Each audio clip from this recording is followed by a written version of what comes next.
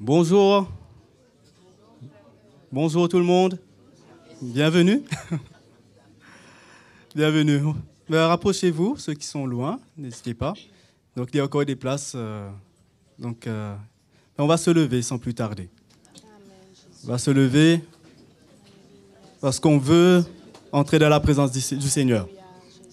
On désire sa présence qui nous rafraîchit, qui nous relève, qui nous renouvelle, qui nous ramène dans la vision. Non? Parce que tout dans ce monde veut nous éloigner de ce plan. Mais quand on se rassemble comme cela, le Seigneur veut nous remettre cette vision dans nos cœurs. Qu'on sache où est-ce qu'on va, qui nous sommes en Jésus et qu'est-ce qu'il a en réserve pour nous. Ce matin, je crois que le Seigneur veut encore nous parler parce qu'il veut faire de nous des ouvriers avec lui qui sont, on va dire, qualifiés. Qualifiés parce que l'Évangile est révélé dans nos cœurs et parce que ce n'est pas seulement révélé, mais on le vit aussi. Et c'est ça qui fait de nous des ouvriers qualifiés, efficaces, capables de servir ensemble dans l'équipe. Parce que le Seigneur nous a placés sur ce bon fondement, le fondement de sa parole, et on le laisse travailler dans nos vies. On est à l'écoute quand il parle. On est attentif à ce qu'il veut nous dire, quand il veut nous reprendre. On accepte, on ne se rebelle pas, on ne se justifie pas. Et c'est cette attitude-là qui fait de nous des ouvriers qualifiés, des hommes, des femmes qui sont capables de servir le Seigneur avec son cœur. Et ce matin encore, je crois que le Seigneur a quelque chose pour nous, de travailler de sa parole, pour continuer à construire cela. Continuer cette œuvre qu'il a commencée dans nos vies. Donc sans plus tarder, allons nous tourner vers lui. Allons prier, chacun d'entre nous, parler à notre Dieu, et allons le louer, le remercier aussi. Tout ce qu'il est, tout ce qu'il a fait pour nous, il mérite d'être loué, d'être béni. Seigneur, nous sommes reconnaissants de pouvoir nous tenir dans ta présence, de pouvoir nous approcher de toi, de ton trône de grâce. Seigneur, merci. Merci encore, parce que nous ne méritons rien, mais c'est toi, Seigneur. Dans ton amour pour nous, tu es venu nous chercher, nous trouver là où nous étions. Et ce matin, nous voulons encore ouvrir nos cœurs à tout ce que tu veux faire, à tout ce que tu veux emmener. Parle à nos cœurs et qu'on soit réceptifs et qu'on puisse, Seigneur, te glorifier davantage par nos vies. Alléluia, Jésus. Nous te louons, Seigneur. Amen. Alléluia.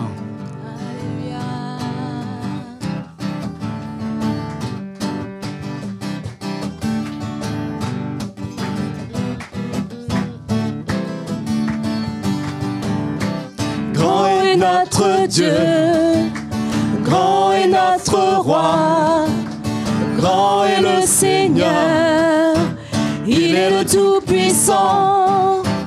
Gloire à notre Dieu, gloire à notre roi, gloire au Seigneur, il est le Tout-Puissant. Son nom est élevé, plus élevé que tous les noms.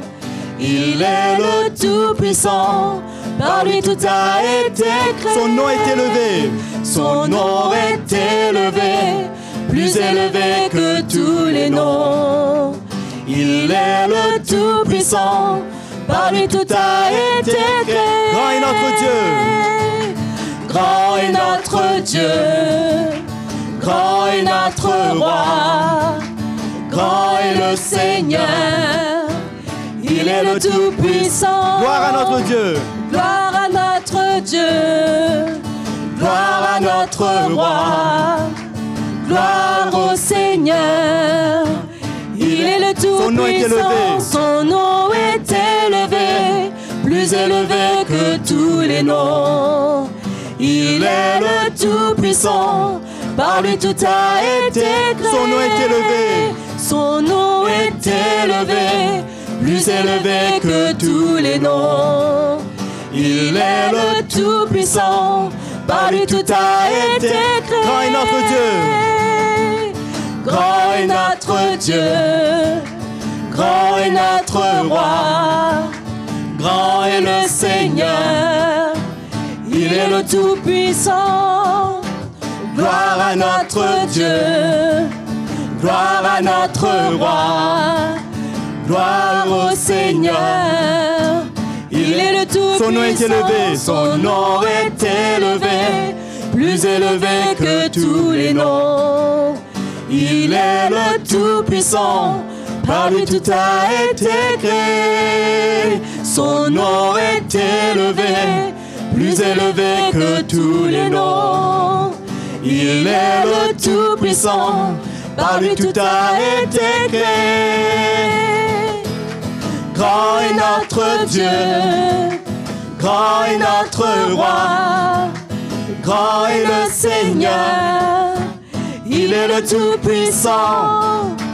Gloire à notre Dieu, gloire à notre Roi, gloire au Seigneur. Il est le Tout-Puissant. Il est le Tout-Puissant.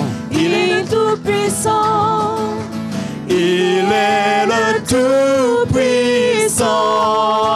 Tout-Puissant. Alléluia. Alléluia.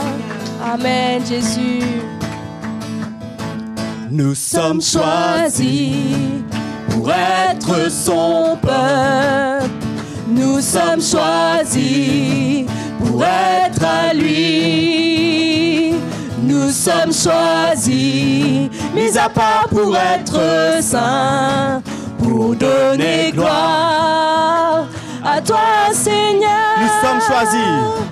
Nous sommes choisis pour être son peuple. Nous sommes choisis pour être à lui. Nous sommes choisis, mis à part pour être saints, Pour donner gloire. pour donner gloire à toi, Seigneur. Reçois la gloire. Reçois la gloire. Reçois la puissance. Reçois la louange, ô Seigneur. Reçois la gloire. Reçois la puissance. Nous t'adorons et t'exaltons. Nous sommes choisis. Nous sommes choisis pour être son peuple. Nous sommes choisis pour être à lui. Nous sommes choisis, mis à part pour être saints, Pour donner gloire. pour donner gloire à toi. Reçois la Seigneur. gloire. Reçois la gloire. Reçois la puissance. Reçois la louange, ô Seigneur. Reçois la gloire. Reçois la puissance. Nous t'adorons. Nous t'adorons et t'exaltons. Reçois la gloire. Reçois la gloire. Reçois la puissance. Reçois la louange, ô Seigneur. Reçois la gloire. Reçois la puissance. Nous t'adorons. Nous t'adorons et t'exaltons. Nous sommes choisis. Nous sommes choisis pour être son peuple. Nous sommes choisis pour être à lui. Nous sommes choisis, mis à part pour être saints, pour donner gloire à toi, Seigneur. Reçois la gloire. Reçois la gloire. Reçois la puissance. Reçois la louange, ô Seigneur. Reçois la gloire. Reçois la puissance. Nous t'adorons et t'exaltons. Oui, reçois la gloire, Seigneur. Reçois la gloire. Reçois la puissance. Reçois la louange, ô Seigneur. Reçois la gloire. Reçois la puissance. Nous t'adorons et t'exaltons. Nous t'adorons. Nous t'adorons et t'exaltons.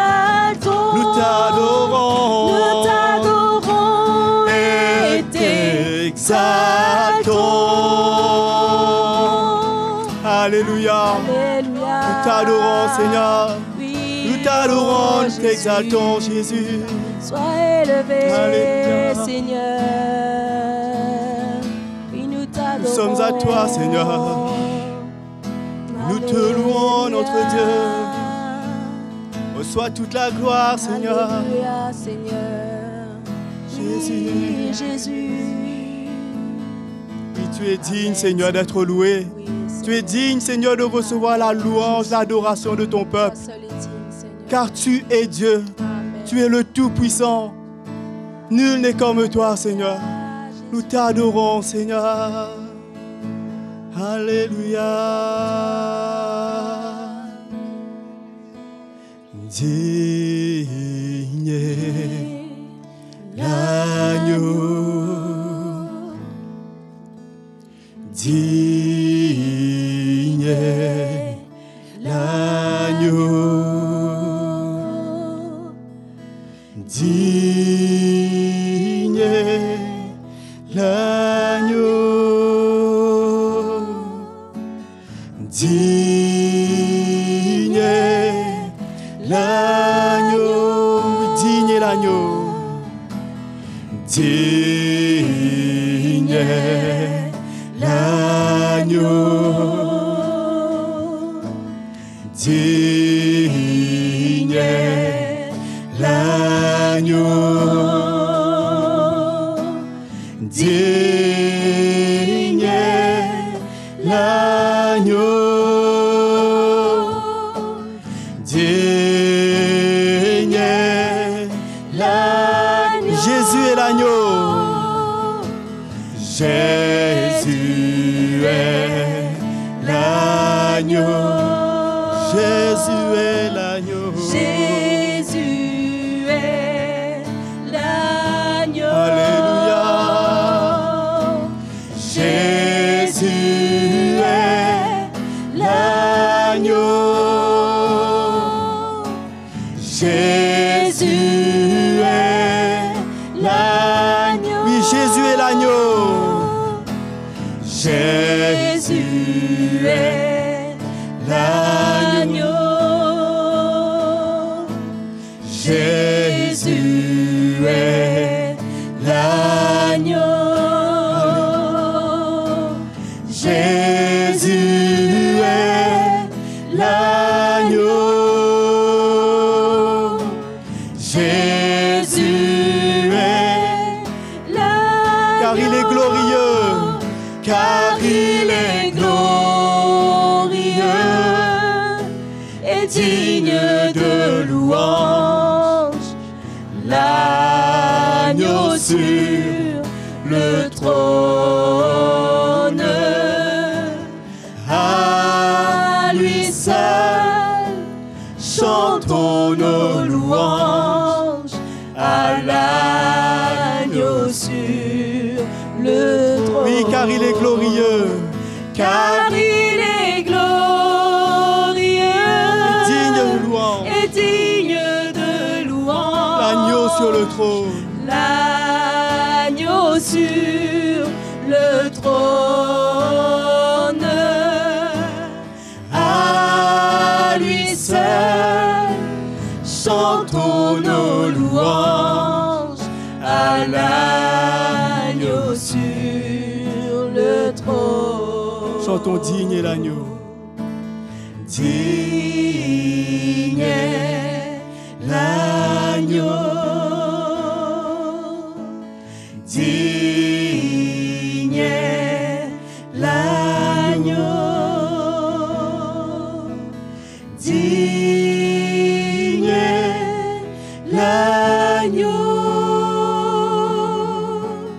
Digne est l'agneau. Jésus est l'agneau. Jésus est l'agneau. Jésus est l'agneau. Jésus est l'agneau.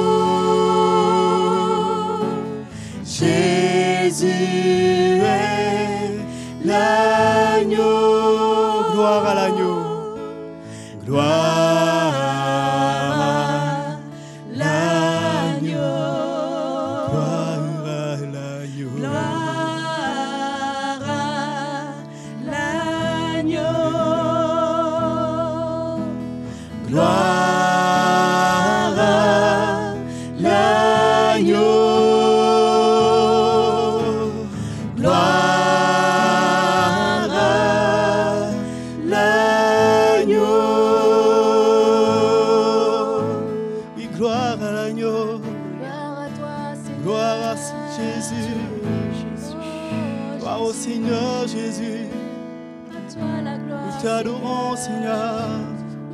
Nous louons ton nom, Jésus. Merci pour ta grâce, Seigneur. Toi qui es mort pour nous sauver. Reçois nos louanges. Alléluia. Nous t'adorons, Seigneur.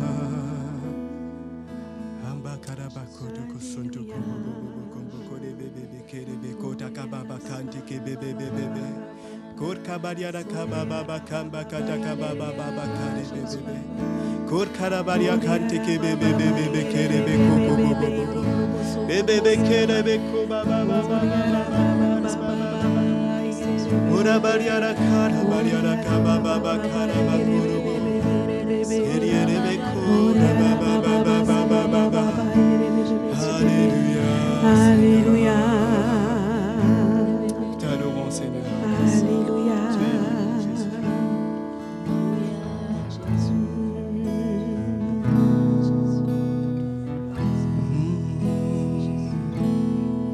Alléluia.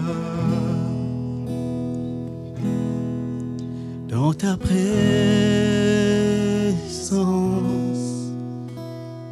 je suis rassuré.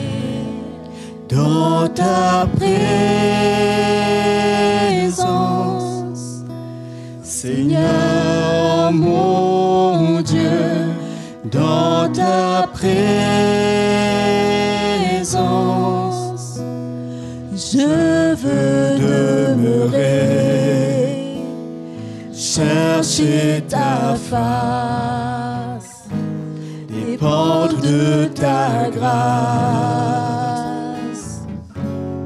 au pied de ton rocher.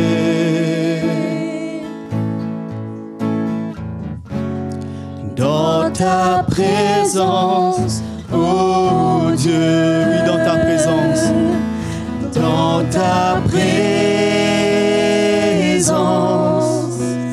je suis rassuré. Dans ta présence, Seigneur mon Dieu, dans ta présence, je veux demeurer, chercher ta face, dépendre de ta grâce, au pied de ton rocher.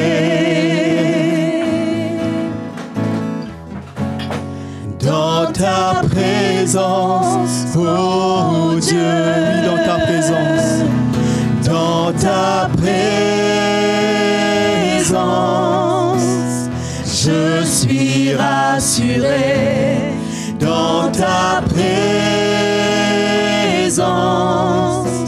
Seigneur mon Dieu, dans ta présence, je veux demeurer, chercher ta face, dépendre de ta grâce, au pied de ton rocher. Dans ta présence, oh Dieu, je veux chercher ta face. Je veux chercher ta face, dépendre de ta grâce, au pied de ton rocher. Dans ta présence, oh Dieu, dans ta présence, oh Dieu, dans ta présence, oh Dieu. Alléluia, Jésus. Qui est venu ce matin avec des fardeaux? Personne? Qu'on puisse lever la main bien haut, ceux qui ont des fardeaux. Hein? Et Jésus nous a dit, si vous êtes chargés, fatigués, déchargez-vous sur moi. Prenez mon joug qui est doux et léger. Je vous donnerai du repos. Et comment ce chant, je crois, est inspiré vraiment ce matin par le Seigneur. Qu'on puisse vraiment reprendre ce chant, que ce soit un cri, que ce soit une prière. Comment dans la présence de Dieu on est rassuré. Comment moi ce matin je me tiens devant vous. Dans la présence de Dieu je suis rassuré. Et j'ai besoin de sa grâce chaque jour de ma vie. Sans la grâce de Dieu on ne serait pas là, frères et sœurs. On est faible, faible en nous-mêmes. Dans nos situations on peut lutter. Mais le Seigneur, Jésus, qui est ressuscité, vit en nous. On peut dire ça ce matin? Jésus vit en moi.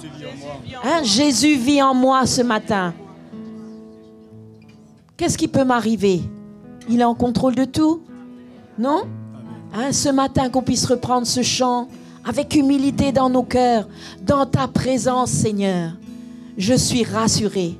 Et combien chaque jour, on a besoin de chercher sa face. Et qu'on tienne sur sa grâce. C'est lui qui nous emmènera jusqu'au bout. On a besoin de Jésus et de Jésus seul. C'est lui qui nous porte, c'est lui qui nous relève, c'est lui qui nous soutient. Il nous accueille tels que nous sommes. Mais ce matin, par ce chant, déposons nos fardeaux et prenons son joug qui est doux et léger.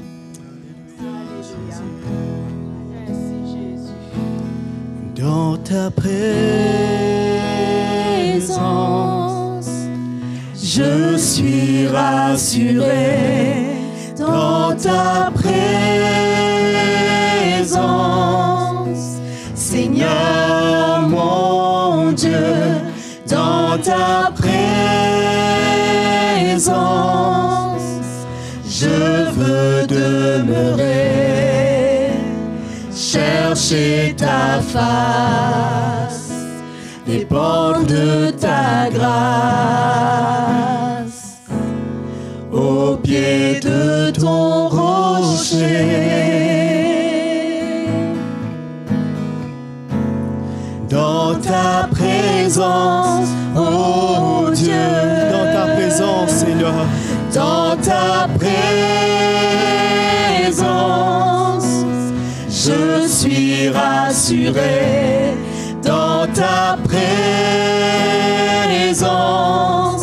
Seigneur mon Dieu, dans ta présence, je veux demeurer, chercher ta face, dépendre de ta grâce, au pied de ton rocher. Dans ta présence, oh Dieu, dans ta présence, dans ta présence, je suis rassuré. Dans ta présence, Seigneur mon Dieu, dans ta présence, je veux demeurer, chercher ta face, dépendre de ta grâce, au pied de ton rocher. Dans ta présence, oh Dieu, je veux chercher ta face. Je veux chercher ta face, dépendre de ta grâce, au pied de ton rocher. Dans ta présence, oh Dieu, dans ta présence, oh Dieu, dans ta présence, oh Dieu.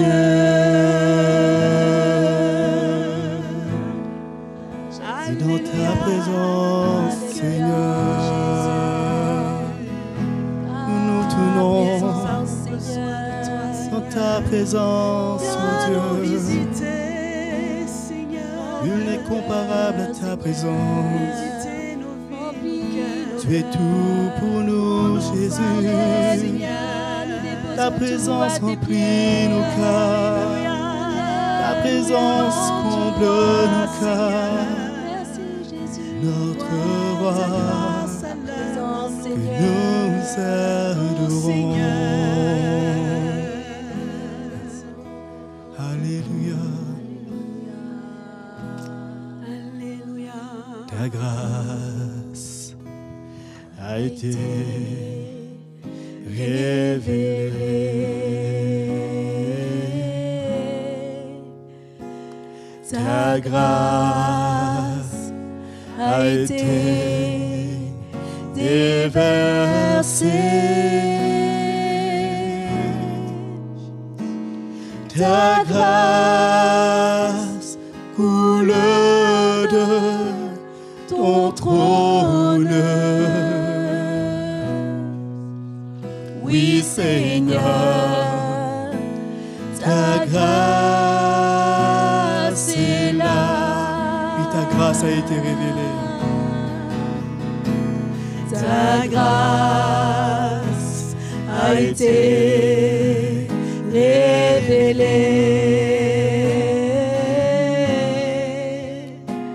Ta grâce a été déversée.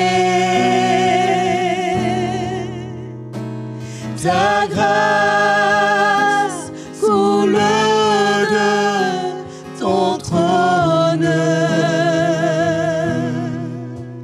Oui, Seigneur, ta grâce est là. Oui, ta grâce a été révélée. Ta grâce a été révélée. Ta grâce a été déversée.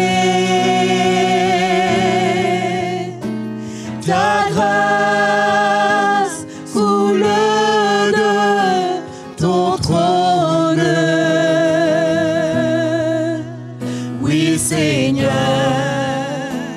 ta grâce est là. Ta grâce coule de ton trône. Ta grâce coule de ton trône. Oui, Seigneur, ta grâce est là. Oui, Seigneur, ta grâce est là. Oui, Seigneur, ta grâce est là. Oui, Seigneur, ta grâce est là. Alléluia, Seigneur. Ta grâce est là, Seigneur. Merci pour ta grâce. Oui, ta grâce est là, Jésus. Nous appuyer sur ta grâce. Merci pour continuer cette course, Jésus.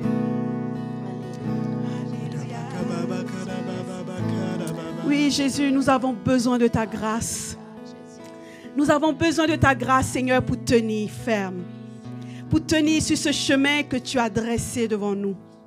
Nous avons besoin de ta grâce pour puiser la force nécessaire pour pouvoir répondre à ton appel malgré les situations qui nous environnent, Jésus. Nous avons tellement besoin de toi, Seigneur. Sans toi, nous sommes perdus, nous ne sommes rien et nous n'avons rien, Jésus. Et ta grâce est là pour nous soutenir, pour nous porter, pour nous conduire, Seigneur. Jésus. Oui, certainement ta grâce est là. Et ta grâce a été déversée dans ce lieu, dans nos cœurs, dans nos vies, afin que nous puissions avoir cette espérance dans ton salut, cette espérance dans notre vie de tous les jours, Jésus. Oui, ta grâce est là. Et nous voulons la saisir, Jésus. Nous ne voulons pas passer à côté, mais nous voulons la saisir, Seigneur. Merci, Jésus. Oui, Jésus, que personne ne se prive de cette grâce. Seigneur, sans toi, nous sommes perdus. Et mets en nous cette révélation de ta grâce. Oui, Jésus, tu es notre Dieu, tu es notre Père. Tu es notre Dieu, tu es notre Père. Et tu es tout pour nous, Jésus.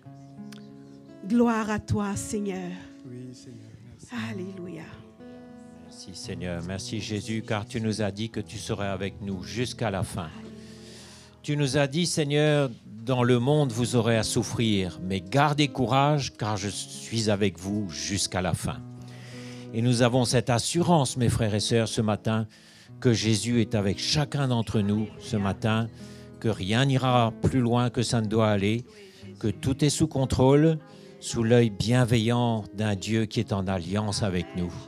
Il a conclu une alliance, il est fidèle. Le Seigneur n'est pas un homme pour rompre une alliance, mais il est fidèle pour rester fidèle jusqu'au bout. Même quand nous sommes infidèles, lui demeure fidèle. Seigneur, merci pour cette abondance de grâce qui s'écoule de ta croix, de tes meurtrissures sur la croix, car tu as souffert pour nous, Seigneur, et tu as un plan merveilleux pour chacun d'entre nous. Seigneur, merci, tu es là. Frères et sœurs, le Seigneur est vraiment avec nous ce matin, mais nous avons besoin de demeurer près de lui, d'être attentifs, d'être combatifs. Hier, à Biorel, on a eu un bon petit moment avec les jeunes, et le thème, c'était l'armure du chrétien. Et alors, le frère Moïse est venu avec toute l'armure, le bouclier, le casque, etc. Et on leur a montré qu'est-ce que ça veut dire, le casque du salut, l'épée de l'esprit qui est la parole de Dieu, la ceinture du service, les sandales qui représentent le zèle du chrétien en marche. Et avec toutes ces armes-là, nous avons le pouvoir de faire reculer l'ennemi et d'aller jusqu'au bout. Mais on leur a montré aussi qu'il ne faut pas dormir. Hein? Mais Jésus est là, mes frères et sœurs. Il est vraiment là. Il nous aime et il va encore remplir notre cœur si nous sommes ouverts ce matin. Bienvenue les frères et sœurs. Quelle grâce, n'est-ce pas, d'être là ce matin dans la présence du Seigneur. Ce matin, quand j'arrivais, là, je venais de garer la voiture, je revenais vers l'église, j'ai entendu un bébé qui pleurait. Ça rappelle quelque chose, ça? Un bébé qui pleurait. Mais il pleurait vraiment, hein? Je crois qu'il désirait le lait maternel. Hein? Et dans la Bible, il y a ce verset, dans 1 Pierre 2, il dit « Désirez, comme des enfants nouveau-nés, le lait spirituel. » Hein? Parce qu'il sait qu'autant le lait maternel est vital pour le bébé, et quand il le veut vraiment, ben nous aussi, en tant qu'enfants de Dieu, on doit désirer cette parole. Est-ce qu'on la désire suffisamment? Est-ce qu'on la désire suffisamment, mes frères et sœurs? Allons désirer la parole de Dieu parce qu'elle est vitale pour nous. Les temps sont durs. Hein? Et c'est bizarre parce que je partageais dessus jeudi, et ce matin, je venais, il y a un bébé qui pleurait. Il y a longtemps que je n'avais pas entendu pleurer un bébé, mais le Seigneur ne fait rien pour rien. Hein? Bienvenue ce matin, on veut accueillir Jean-Charles et Sandrine, le frère Marcel de Rouen, la sœur Myriam, je crois qu'on la connaît tous. Elle va venir tout à l'heure pour nous saluer. On veut inviter le frère Marcel pour nous encourager dans les offrandes.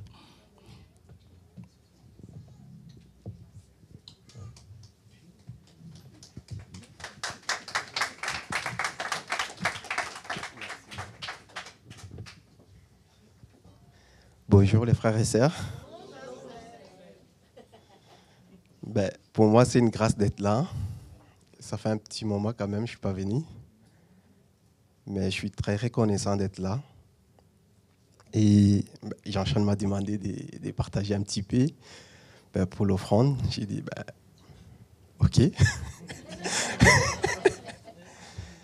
Mais en tout cas, pour moi, c'est un privilège d'être parmi vous, et de continuer à grandir parmi vous, parce qu'on grandit tous avec les Seigneurs ensemble. C'est comme ça qu'on va former cette armure, cette armée que le Seigneur veut vraiment élever. Et il va se servir de chacun d'entre nous. Pour tous ces gens qui sont dans le monde, qui souffrent tellement. Et c'est à nous que le Seigneur veut vraiment qu'on puisse être ses outils entre ses mains. Et pour moi, j'ai pensé, parce qu'on parle des offrandes, j'ai pensé à ces jeunes hommes riches. J'ai lu un petit peu dans Marc, on va lire cette histoire, parce que j'ai pensé depuis hier, ces jeunes hommes, comment il était tellement riche. Et là, j'ai fait un petit peu de calcul, parce que lui, il connaissait vraiment la loi. Il disait à Jésus que j'ai observé toutes ces choses, donc il donnait sa dîme. Et comme il était riche, j'ai pensé un petit peu combien il donnait dans le temple. Il pouvait donner beaucoup parce qu'il était riche. Mais en lisant un petit peu, j'ai vu qu'il gardait sa vie. Parce qu'à un moment donné, le Seigneur lui dit, ok, tu fais tout ça, c'est très bien. Tu donnes juste 10% et puis après tu es satisfait. Tu honores peut-être ton père et ta mère, c'est très bien. Mais il te manque quelque chose. Et ces quelque chose-là, c'est ce qui m'a interpellé. Parce qu'on peut faire beaucoup de choses. On peut venir avec notre CV devant le Seigneur, que j'ai fait ça, j'ai fait ça. Mais à un moment donné, le Seigneur nous demande notre vie. Parce qu'en parlant des offrandes, moi, ce que je vois dès que j'attends l'offrande, je ne vois pas que l'argent. Parce que ça parle plus que ça. C'est un peu plus profond que ça. Et là, le Seigneur lui dit, on va lire au verset, je ne sais pas, 10, c'est Marc 10. Marc 10. On va lire au verset 21. Vous connaissez un peu l'histoire. Hein? Donc, on va lire verset 21. Jésus les a regardé les mains et lui dit, il te manque juste une chose. Dans tout ce qu'il a fait, il lui dit qu'il te manque une chose. Et cette chose-là, Didier parle à la fin du verset 21.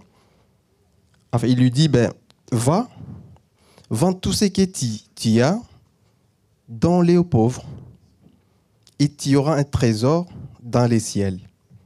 Puis viens et suis-moi. Donc Jésus lui demandait juste sa vie. Que tu fais tout ça, c'est très bien. On aura toujours besoin de l'argent dans l'église, bien sûr, parce qu'il faut payer les factures. Mais au-delà de ça, notre vie, où est-ce qu'elle est? Donc, c'est à nous de voir, mes frères et sœurs. On va donner au Seigneur. Et la vie que le Seigneur veut nous donner, c'est une vie nouvelle. C'est une vie qu'on va avec toute éternité, mes frères et sœurs.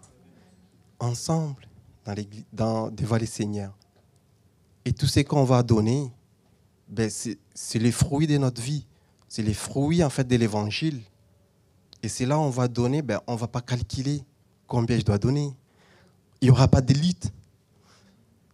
Oui, si les frères nous demandent de faire un pas de plus, peut-être pour bénir quelqu'un, tu as déjà donné ton offrande, mais en plus, le Seigneur te demande de bénir quelqu'un. Oui. C'est ça, en fait, la vie avec le Seigneur. Il n'y a pas de limite. On ne soit pas limité, Seigneur, peut-être dans les moyens qu'on a. Non, parce que c'est lui qui fait, c'est lui qui donne. Si tu demandes, ça veut dire qu'il va te donner ce que tu vas donner en plus. Donc, ne regardez pas le Seigneur avec nos yeux naturels. Voyons le Seigneur comme il est grand. Il fait des choses grandes. S'il veut nous bénir, il donnera à celui qui veut bénir en plus. Donc, donnons au Seigneur ce matin, avec liberté.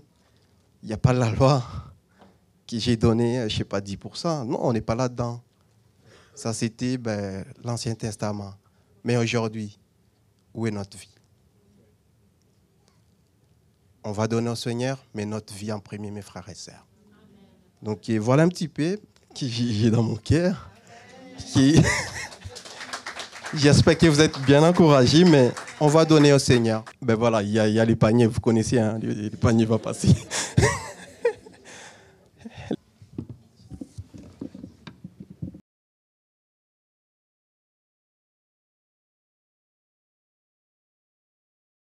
Voilà, on connaît tous la sœur Myriam.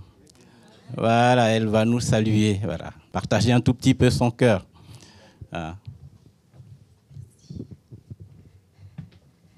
Bonjour, frères et sœurs. Voilà, Myriam, c'est moi.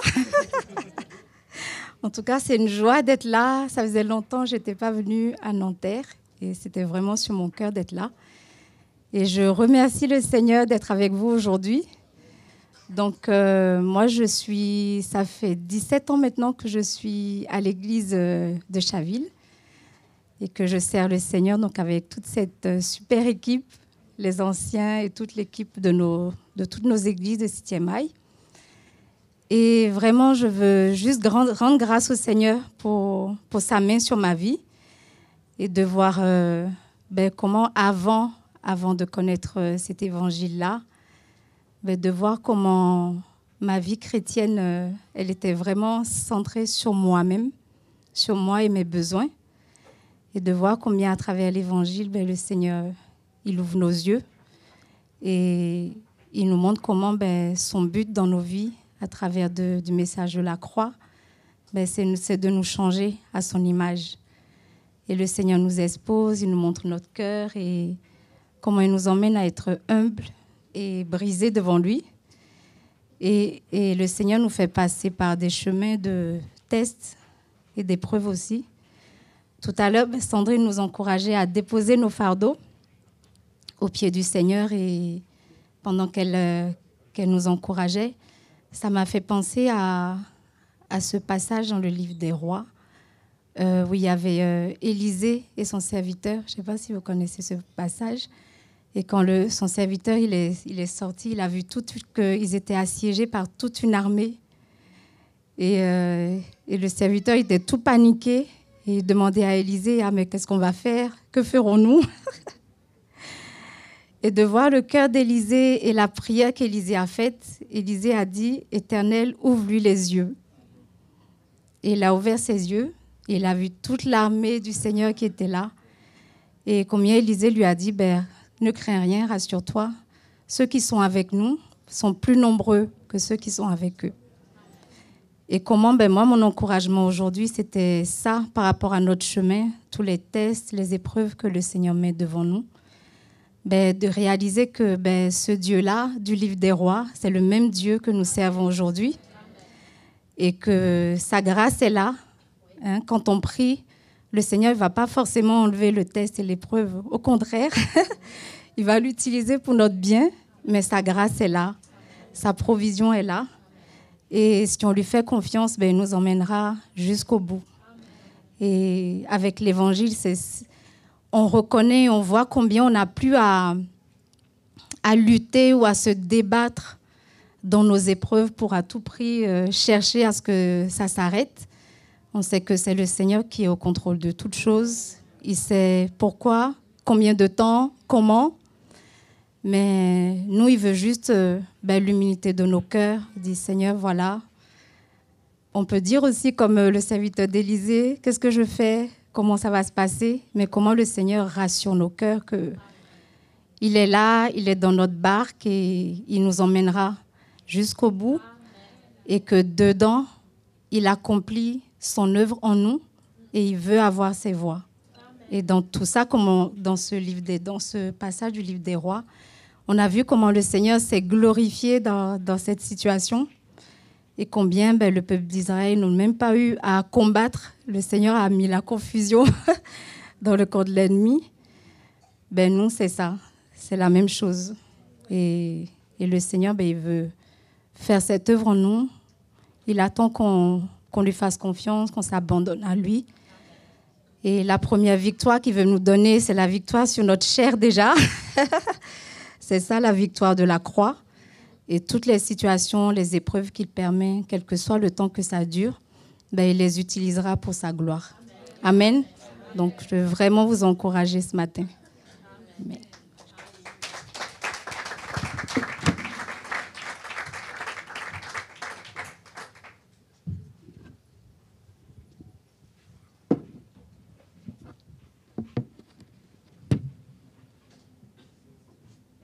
Merci beaucoup Myriam. Et je voudrais continuer sur le thème de ce qu'elle partageait, puisque c'est exactement le thème de mon partage ce matin. Et je voudrais essayer d'emmener un petit peu de lumière sur les épreuves que nous avons à supporter sur cette terre.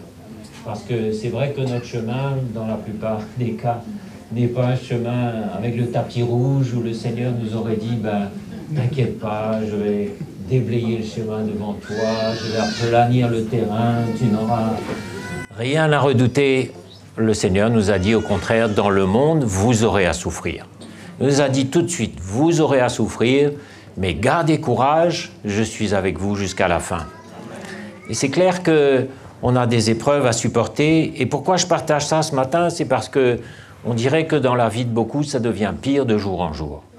Et le cerveau humain a beaucoup de mal à connecter ces deux morceaux d'une équation où, d'un côté, on sait que le Seigneur est tout-puissant, qu'il guérit, qu'il est sur le trône, et puis d'un autre côté, tous les jours, je galère, je souffre, chaque jour c'est pire, et le cerveau humain n'arrive pas à raccorder ces deux morceaux-là. On se dit, mais... Et en même temps, bien sûr, il y a l'esprit qui est là, la foi qui est là, où on sait que c'est normal, on sait que c'est notre chemin de souffrir. Et d'ailleurs, Pierre lui-même, juste après la Pentecôte, avait averti, il avait dit, c'est à travers beaucoup de tribulations qu'il nous faut entrer dans le royaume de Dieu. Et un autre des apôtres, je ne sais plus lequel, a dit, si le juste se sauve avec peine, imaginez un peu ce qu'il en sera de l'impie et du pécheur. Donc même le juste se sauve avec peine. C'est ce qui est écrit, hein. Au fait, est-ce que c'est Pierre qui a dit ça, ou Paul? Je ne sais plus. C'est Pierre, hein, d'accord. Donc on est vraiment avec Pierre aujourd'hui. Et c'est clair que notre chemin, c'est un chemin difficile où on est éprouvé. Et beaucoup d'entre nous, on dirait que c'est catastrophe après catastrophe, c'est plus dur chaque jour. Et pourtant, on a affaire à un plan parfait. Le plan de Dieu pour nous est parfait. Et pour emmener un peu de lumière là-dessus, on va relire un passage dans Ésaïe qu'on connaît parfaitement, mais je crois que ça va nous aider, c'est Ésaïe 53. On va prendre le temps de relire Ésaïe 53 ce matin. Pourquoi? Tout simplement pour regarder quelle était la condition de vie de celui que nous suivons tous les jours. C'est lui que nous suivons tous les jours. Comment il a vécu sur cette terre. Sachant que c'est lui que nous suivons, c'est notre modèle, et c'est clair qu'on marche sur ses traces. Là où il est passé, on passe aussi. Il a souffert, on souffre. Il est mort, on meurt aussi tous les jours. Il ressuscite, on ressuscite avec lui. Mais aujourd'hui, on est en train de mourir un peu plus chaque jour, mais au bout, il y a la vie de résurrection. Mais on va lire Ésaïe 53. Qui a cru à ce qui nous était annoncé? Qui a reconnu le bras de l'Éternel? Alors on peut se poser la question, dans ma vie de tous les jours, est-ce qu'on reconnaît le bras de l'Éternel? On dit, mais Seigneur, où tu es? Où est ton bras? Où est ta puissance? C'est vrai, hein? On a l'impression on pourrait avoir l'impression qu'il n'est pas là, qu'il est absent, mais en réalité, bien sûr, on sait qu'il est là et qu'il est avec nous dedans. Il s'est élevé devant lui comme une faible plante. Qui est faible ici? Notre sœur tout à l'heure a dit, on est faible. Nous tous, on ressent combien on est vulnérable, fragile, faible, et il n'y a rien sur quoi on puisse s'appuyer dans ce monde si ce n'est le Seigneur. Je peux avoir plusieurs milliards d'euros en banque, si demain j'attrape une maladie grave, c'est terminé. Et aucun chèque, aussi énorme soit-il, ne pourra me guérir. L'argent ne résout pas les problèmes. Ce n'est pas ma sécurité, ce n'est pas mon job, mon compte en banque, ma santé, ma famille, etc. Il n'y a que le Seigneur sur qui on va pouvoir s'appuyer dans ces derniers temps, sachant que tout le reste s'écroule. C'est comme un truc là qui se lézarde, qui se fissure, et on sent que tout va s'écrouler. Mais le Seigneur, c'est sur lui qu'on s'appuie. Et plus on est faible, parce que c'est dans la faiblesse de l'homme que la puissance de Dieu s'accomplit. Donc tu es faible, ben c'est le terrain idéal pour que la puissance de Dieu s'accomplisse à travers toi. Tu es fort en toi-même, ben réfléchis bien. Parce que celui qui est debout, qu'il prenne garde de tomber. Et on en a vu, pas des moindres, qui sont tombés, effectivement. Comme un rejeton qui sort d'une terre desséchée, il n'avait ni beauté ni éclat pour attirer nos regards. Alors souvent, vous savez, l'iconographie populaire a représenté Jésus resplendissant de beauté, de gloire, mais ce n'est pas ce qui est écrit du tout. Il n'avait ni beauté ni éclat pour attirer nos regards, et son aspect n'avait rien pour nous plaire. Donc dans le naturel, il n'y avait rien d'attirant. Est-ce que dans le message de la croix, il y a quelque chose d'attirant naturellement? Hein, imaginez quelqu'un qui vient pour la première fois et qui dit « ben voilà, comment ça se passe la vie chrétienne ?» Ben on lui dit « ben voilà, tu vas souffrir, tu vas renoncer à toi-même, tu vas te charger de ta croix chaque jour. » Il dit « ah bon, c'est ça ?» Mais oui, c'est ça. Et son aspect n'avait rien pour nous plaire, méprisé, abandonné des hommes. Homme de douleur, habitué à la souffrance. Voilà quelle était sa condition sur la terre. Vous savez, il a dit clairement, mon royaume n'est pas de ce monde. Ce n'est pas dans ce monde qu'on doit chercher l'héritage du Seigneur dans toute sa plénitude, la plénitude de l'esprit, l'héritage. Ce n'est pas ici-bas. Hein? Méprisé, abandonné des hommes, homme de douleur, habitué à la souffrance. Lui aussi était habitué à la souffrance. Qui souffre aujourd'hui tous les jours, au point qu'on est habitué à souffrir? Ben, on suit les traces de notre Seigneur, c'est tout. Homme de douleur, semblable à celui dont on détourne le visage. Nous l'avons dédaigné, nous n'avons fait de lui aucun cas. Cependant, c'est de nos souffrances, ce sont nos souffrances qu'il a portées, c'est de nos douleurs qu'il s'est chargé. Nous l'avons considéré comme puni, frappé de Dieu, humilié. Et c'est vrai, quand on regarde la vie d'un chrétien, bien souvent, les chrétiens ne sont pas aux places d'honneur dans la société, ils ne sont pas au levier de commande de l'économie, ils ne sont pas haut placés, on a tendance à les mépriser, et le monde nous méprise. Ben, c'est bon signe, c'est une bonne nouvelle. Si le monde nous considère un jour, il faudra qu'on se pose des questions. Méprisé, nous n'avons fait de lui aucun cas. Frappé de Dieu, humilié. Frappé de Dieu, incroyable. Le Fils de Dieu venu sur cette terre, mais il était blessé pour nos péchés, brisé pour nos iniquités. Le châtiment qui nous donne la paix est tombé sur lui. N'allons jamais oublier ça, mes frères et sœurs. De riche qu'il était, il s'est fait pauvre afin que par lui nous soyons enrichis spirituellement. Il a quitté son trône de gloire volontairement, par amour pour nous. Et quand je pense qu'il y a des hommes et des femmes qui cherchent l'honneur, le prestige, la gloire, la réussite, la prospérité, alors que Jésus a quitté sa gloire, quitté sa richesse, quitté tout pour venir emprunter notre condition misérable sur cette terre, brisé pour nos iniquités, le châtiment qui nous donne la paix est tombé sur lui. Et c'est par ces meurtrissures que nous sommes guéris. Moi, je sais que sur cette croix-là, à travers les meurtrissures de Jésus, c'est de là que coule la grâce, que coule l'amour du Seigneur. Tout vient de là, les meurtrissures du Seigneur sur la croix. Nous étions tous errants comme des brebis, chacun suivait sa propre voie. Et il y a 10 ans, on n'était pas là tous ici, hein, mes frères et sœurs. On était un peu partout, chacun suivait sa propre voie. Enfin, moi, autrefois, c'était mon cas, je ne sais pas pour vous. Chacun suivait sa propre voie. Et l'Éternel a fait retomber sur lui l'iniquité de nous tous. Il a été maltraité, opprimé, et il n'a point ouvert la bouche. Alors, quand on est maltraité, opprimé, est-ce qu'on a encore de la force pour se justifier, ouvrir la bouche, crier à l'injustice, essayer d'obtenir justice? Ben, j'espère que non, parce qu'on a devant nous un Messie qui a accepté de fermer sa bouche, qui n'a pas réclamé quoi que ce soit. Il s'est laissé faire, il s'est abandonné entre les mains de celui qui a le pouvoir de faire justice. Semblable à un agneau qu'on mène à la boucherie, à une brebis muette devant ceux qui l'attendent, il n'a point ouvert la bouche. Quel modèle pour nous, mes frères et sœurs. Est-ce qu'on a encore de la force pour se défendre? Mais se défendre de quoi? Alors qu'on a un avocat auprès du Père, on a quelqu'un qui nous a justifiés, glorifiés, qui nous a adoptés, qui nous a pris pour ses enfants. Est-ce qu'on a encore besoin de se justifier et de se défendre? Et il a été enlevé par l'angoisse et le châtiment. Vous savez, pendant le dernier jour de sa vie, il a éprouvé, c'est pas il a dû, il l'a éprouvé, on le sait, dans le jardin de Gethsémane, une angoisse qu'on ne peut pas imaginer. Est-ce qu'on est dans l'angoisse, nous, quelquefois? Oui, certainement. Et il n'y a pas de honte à ça, parce que personne ici n'est un surhomme ou une femme super spirituelle. Non, il y a des moments où on pleure, on gémit, on est même dans l'angoisse, on connaît la peur, on connaît tout ça. Ça ne veut pas dire qu'on manque de foi, du tout, du tout. Et c'est la condition naturelle d'un être humain sur cette terre. Et Jésus lui-même a connu l'angoisse, le châtiment, la mort. Il a connu tout ça. Et parmi ceux de sa génération, qui a cru qu'il était retranché de la terre des vivants et frappé pour les péchés de mon peuple? On a mis son sépulcre parmi les méchants, son tombeau avec le riche. Incroyable, on l'a enterré à côté d'un riche.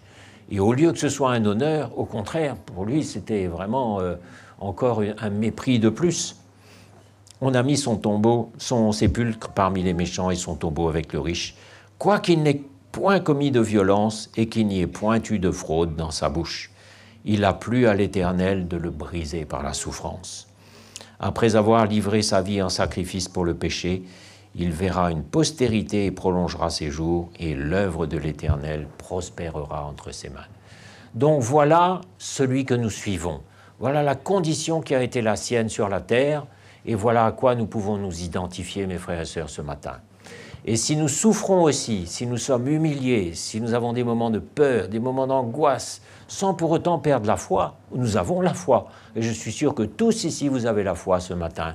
Mais c'est une chose tout à fait normale d'éprouver cette condition sur la terre aujourd'hui, parce que c'est là que le Seigneur travaille, c'est là qu'il nous teste, qu'il nous éprouve, qu'il nous fortifie, qu'il nous fait grâce, qu'il nous relève, qu'il nous emmène jusqu'au bout. C'est comme ça qu'il travaille. Le Seigneur a ses voies, mes frères et sœurs. Il a ses manières de faire. Et encore une fois, il ne faut pas que la logique essaie d'interférer et de comprendre, parce qu'on ne comprendra jamais le plan de Dieu. Dieu, le Père, dans sa toute-puissance, aurait très bien pu pardonner les péchés de l'humanité comme ça. Vous êtes d'accord? Il aurait pu. Mais il a une manière de faire. Il a envoyé son Fils souffrir et mourir pour nos péchés, mourir comme un criminel sur la croix. Ça, ce sont les voies du Seigneur. Donc aujourd'hui, le Seigneur pourrait aussi me guérir, me résoudre tous mes problèmes instantanément, mais il a une façon de travailler dans nos vies. Et cette façon, vos voies ne sont pas mes voies, dit le Seigneur. L'intelligence du Seigneur est complètement inaccessible pour notre intelligence. C'est pour ça qu'il ne faut pas questionner, il ne faut pas essayer de comprendre, mais il faut s'en remettre docilement entre les mains de celui qui juge justement. C'est la seule chose à faire. Seigneur, je ne comprends pas pourquoi je souffre. Je ne comprends pas pourquoi ça empire chaque jour. Mauvaise nouvelle après mauvaise nouvelle, catastrophe après catastrophe. Mais je me souviens de toi, Jésus, toi-même le Fils de Dieu, sans péché, tu as connu ça aussi. Tous les jours, tu as éprouvé la haine, la colère, l'opposition, l'angoisse, le châtiment. Tu as connu ça. Et quand on sait que le Fils de Dieu est passé par là, ça nous donne de la force pour passer par là, nous aussi. Vous savez, quand on comprend un petit peu pourquoi on est dans cette situation, on traverse plus facilement. Et on ne comprend pas avec notre tête cette fois-là, mais on comprend avec notre cœur. La véritable intelligence, c'est l'intelligence du cœur. Celui qui a de la révélation, celui qui saisit, il est brisé, il souffre, mais il comprend intuitivement que c'est ça le chemin, qu'il n'y en a pas d'autre, que Jésus est dedans, qu'il a souffert les mêmes choses lui aussi, et qu'il a triomphé, qu'il a remporté la victoire dedans. Et on sait, aujourd'hui je suis encore dans la victoire. Aujourd'hui je suis toujours dans la foi. Aujourd'hui j'ai souffert avec mon Sauveur. Aujourd'hui je suis encore debout. Par ta grâce Seigneur, tu m'as porté. Vous savez, il y a des moments où on a l'impression que c'est fini, fini, fini. On n'a même plus la force de pleurer, plus la force de prier, on n'a plus aucune force. Mais Jésus est toujours là. Et son plan est toujours là. Et c'est ce qui s'est passé pour Jésus. Pendant 6 heures, il a agonisé sur cette croix, ne pouvait même plus bouger, mais le plan de Dieu était parfait, et c'est un plan parfait qui était en train de s'accomplir. Donc, n'allons pas questionner et commencer à se demander maintenant, mais est-ce que c'est normal? Est-ce qu'il n'y a pas quelque chose qui cloche? Est-ce que? Et on commence à questionner, ça ce sont les raisonnements. Mais au moment même où tu es dans le trou, dans l'épreuve, dans la fournaise de l'épreuve, sache que c'est un plan parfait pour ta vie qui est en train de s'accomplir. Un plan parfait. Dans ta souffrance, un plan parfait est en train de s'accomplir. Tes enfants sont peut-être partis dans le monde, partis je ne sais pas où, c'est la catastrophe dans tous les domaines. Le plan du Seigneur est parfait et il s'accomplit maintenant même. Ça fait disjoncter complètement notre logique. C'est pour ça qu'il ne faut surtout pas utiliser notre logique, mais notre cœur comprend ça intuitivement. Et on dit, Seigneur, tu fais des choses qui dépassent mon intelligence. Je ne veux plus comprendre, mais je m'abandonne et je sais que tu sais faire toutes choses belles en ton temps. Hein? Dans le naturel, on dirait que tout va mal, mais je sais que dans l'esprit, au contraire, c'est un plan parfait qui s'est accompli. Et on va lire un petit peu, je crois que c'est Pierre, oui, 1 Pierre 4, verset 12. Donc, si tout va mal dans le naturel, ça n'est pas mauvais signe, non. Ça peut même être, enfin, je ne dirais pas bon signe, mais le plan de Dieu s'accomplit toujours. Hein? Et ce serait même étrange que tout aille bien tout le temps. Ah oui, il y a un frère chez nous qui m'a fait rire là, il y a quelques jours. Je lui dis, ça va? Il me dit, ah oui, ça va très bien. Et en même temps, je sentais qu'il avait une inquiétude. Je lui dis, mais qu'est-ce qui t'inquiète? Il dit, ben justement, ce qui m'inquiète, c'est que tout va bien.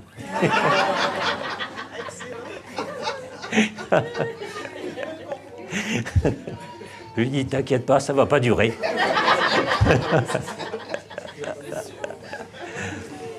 Ah, mais enfin, on sait que c'est pas un chemin facile. Et en même temps, si tout va bien, super, profitons-en. Parce qu'il y a des moments aussi, le Seigneur n'est pas cruel, il y a des moments aussi où il nous donne du répit, où tout va bien. Ben, quand tout va bien, on chante des louanges, on remercie. Seigneur, merci. Et on dit, tant mieux, mais je suis fragile et demain, je sais que j'aurai besoin de ta grâce. Hein? 1 Pierre 4, verset 12, mes bien-aimés, ne trouvez pas étrange d'être dans la fournaise de l'épreuve, comme s'il vous arrivait quelque chose d'extraordinaire. Donc, ce n'est pas quelque chose d'extraordinaire, mais ne trouvez pas ça étrange. Et il dit, réjouissez-vous au contraire de la part que vous avez aux souffrances de Christ, afin que vous soyez aussi dans la joie et dans l'allégresse quand sa gloire apparaîtra. Alors, si nous souffrons aujourd'hui, nous nous réjouirons avec lui. Mais si nous ne souffrons pas avec lui aujourd'hui parce qu'on refuse de souffrir, on sera peut-être sauvés, oui, mais est-ce que vraiment on va se réjouir? Moi, je crois qu'il y a un jour, on va vraiment se réjouir avec lui parce qu'on se souviendra de tout ce qu'on a souffert avec lui, volontairement, avec amour, avec une obéissance, avec un cœur entier pour lui. Et là, on dira, Seigneur, je n'ai pas souffert pour rien. Personne ne souffre pour rien, personne ne souffre en vain ici ce matin, mes frères. Personne. Une bonne souffrance vécue avec le Seigneur, dans l'obéissance, dans la fidélité, dans la foi, ça produit quelque chose de précieux dans l'esprit. Et c'est ça qu'on récoltera un jour. Donc, réjouissez-vous au contraire de la part que vous avez aux souffrances de Christ, afin que vous soyez aussi dans la joie et dans l'allégresse. Donc, on suit Jésus dans ses souffrances, on le suit dans sa mort, on le suivra aussi dans la résurrection, et c'est ça notre espérance. Si vous êtes outragés pour le nom de Christ, vous êtes heureux. Oh, extraordinaire, hein? Parce que l'esprit de gloire, l'esprit de Dieu repose sur vous. Donc, tu es outragé dans ton travail, tu es méprisé là où tu es accablé, etc. L'esprit de gloire repose sur toi, si tu prends ça bien. Et moi, il y a beaucoup de situations maintenant où je n'arrive plus à m'inquiéter. J'essaie, mais j'y arrive pas. J'arrive plus à m'inquiéter, j'arrive plus à me tourmenter, mais il y a une paix qui s'installe, mes frères et sœurs. Quand on est sur la croix, quand on a accepté une fois pour toutes qu'on allait accepter tout ce qui vient, on sait que le Seigneur est là, il y a une paix qui s'installe. Et cette paix-là, c'est le plus grand témoignage qu'on veut. Ça vaut plus qu'une guérison miraculeuse. Ça vaut plus qu'une délivrance miraculeuse. Cette paix-là dans l'épreuve. Oh, mes frères et sœurs, c'est merveilleux. C'est le signe d'abord que la maturité a pris place en vous. Un peu de maturité. C'est-à-dire que vous n'êtes pas dans la panique, vous n'êtes pas dans la colère, vous n'êtes pas en train de perdre la foi et de faire naufrage, mais vous êtes dans la paix. Et Jésus est dedans. Et le Seigneur vous dit, tout va bien. Tu souffres avec moi, tout va bien. Tu souffres, je suis avec toi dedans. Et ne t'inquiète pas, ça va se terminer bien. Parce que le malheur atteint souvent le juste, mais l'Éternel l'en délivre toujours. Et l'apôtre Paul nous dit, nous sommes plus que vainqueurs en toutes choses. Il ne sait plus quel mot utiliser pour décrire cette victoire, parce que Jésus a remporté un triomphe sur l'ennemi, un triomphe. Et vous voyez comment ce triomphe a commencé. Imaginez Golgotha, imaginez cette nuit terrible. Tous les disciples étaient partis, éparpillés partout. C'était un spectacle de mort et de désolation. Jésus était en train d'agoniser sur cette croix entre deux criminels. Sa mère était en train de pleurer devant lui. Il y avait des ténèbres sur toute la terre. Il y a eu un tremblement de terre. Imaginez un peu ce jour. Ça ressemblait à un échec total. Dans le naturel, on pouvait avoir l'impression que c'était un échec total. Et d'ailleurs, c'est ce que le diable a pensé. Il s'est dit, voilà, on a fini avec lui. Mais au-delà de ce jour terrible, dès 3 jours après, c'était la lumière, c'était la gloire. Jésus est monté au ciel, il s'est assis à la droite de Dieu et il a dit, voilà, tout est accompli. Un plan parfait, un plan parfait. Mais ce jour-là, ça ressemblait à une défaite totale. Vous êtes d'accord? Est-ce que votre vie ressemble à une défaite totale certains jours? Est-ce que ça ressemble à une catastrophe, à un naufrage, à une défaite, à une mort? Sachez à ce moment-là que c'est une victoire totale qui est en train de s'accomplir pour vous dans votre vie, dans la vie de vos enfants, dans la vie de mon mari, de ma femme, de mes amis, de mes frères, de mon tonton, ma tata, etc. Un plan parfait, mes frères et sœurs. C'est vraiment la logique ne peut pas comprendre ça, mais avec un peu de lumière et de révélation ce matin, on voit ce plan et on sait finalement, qu'est-ce qu'on comprend? Que notre vie est une semence. Ma vie d'aujourd'hui, c'est pas ma vraie vie. Ma vie d'aujourd'hui, c'est une semence. Regardez une semence, à quoi ça ressemble, pour ceux qui jardinent un peu peut-être, ça ressemble à... ça n'a aucune allure, hein. Prenez une semence, je ne sais pas, de quelque chose qui doit être magnifique par la suite et majestueux. Prenez une semence de chêne, une semence de rose, une semence de je ne sais pas quoi. Ça ressemble à rien du tout, hein. C'est tout noir, tout sec, c'est moche, ça n'a aucune allure et ça n'a rien à voir avec ce que ça va donner plus tard. Donc ma vie aujourd'hui, c'est pas ma vraie vie, mes frères, c'est pas ça. Ma vraie vie, ça va être cette plante magnifique qui va germer un jour, qui va éclore, qui va prendre des proportions magnifiques, qui va porter du fruit, il va être chargé de fruits, et on va pouvoir venir cueillir, se désaltérer, se régaler. Ça va porter de l'ombre, et sous l'ombre, beaucoup de gens vont pouvoir venir se désaltérer et trouver refuge. Voilà ce que c'est ma vraie vie. Mais ma vie d'aujourd'hui, avec les souffrances, les échecs, les drames, ma maladie, etc., c'est pas ma vraie vie, ça. Mais une semence, elle a un seul but, c'est de mourir dans la terre. Si elle ne va pas mourir dans la terre, elle va rester séchée sur une étagère quelque part, et c'est terminé, on n'en parlera plus. Il n'en sortira rien du tout. Une semence qui ne va pas mourir en terre, elle ne sert à rien, elle va sécher, et on va la brûler, il n'en restera rien. Mais le but d'une semence, c'est d'être plantée dans la terre, et quand elle est plantée dans la terre, on ne la voit plus, et pendant plusieurs jours, on ne voit rien du tout, hein. Vous pouvez aller voir le lendemain, le surlendemain, 3 jours après, il n'y a plus rien. On dirait que tout est mort, on dirait que tout est fini, et voilà, il n'y a plus rien. Et puis un jour, vous voyez un petit truc vert, vous dites, waouh, qu'est-ce que c'est que ça? C'est les fruits de l'esprit qui commencent à se manifester. Un petit peu de patience, un peu de joie, un peu de foi. Ah, ça c'est réjouissant et ça doit vous réjouir parce que si vous laissez ce processus de souffrance, de mort et de résurrection agir tous les jours dans votre vie, vous verrez les fruits de l'esprit qui vont commencer à pousser. Waouh, un petit peu de « je m'énerve moins, je panique moins, je peux traverser des choses costauds sans m'inquiéter, je peux tenir ferme quand on me crie dessus, quand on s'énerve après moi, quand je perds mon travail, quand j'ai plus d'argent, etc. Je garde la foi. » Ça, c'est le fruit de l'esprit qui commence à venir. Donc, on arrose, le Seigneur fait croître, et puis un jour, ça commence à pousser. Mais c'est de ce côté-là qu'il faut regarder. Et la plante qui va naître, finalement, elle n'a rien à voir avec la semence. Elle ne ressemble pas à la semence. Rien, pas la même forme, pas la même couleur, pas le même aspect. Donc aujourd'hui, si je souffre, si je suis affligé dans ma santé, si je vieillis, si je prends de l'âge, etc., ça n'a rien à voir avec ce que je serai plus tard. Hein?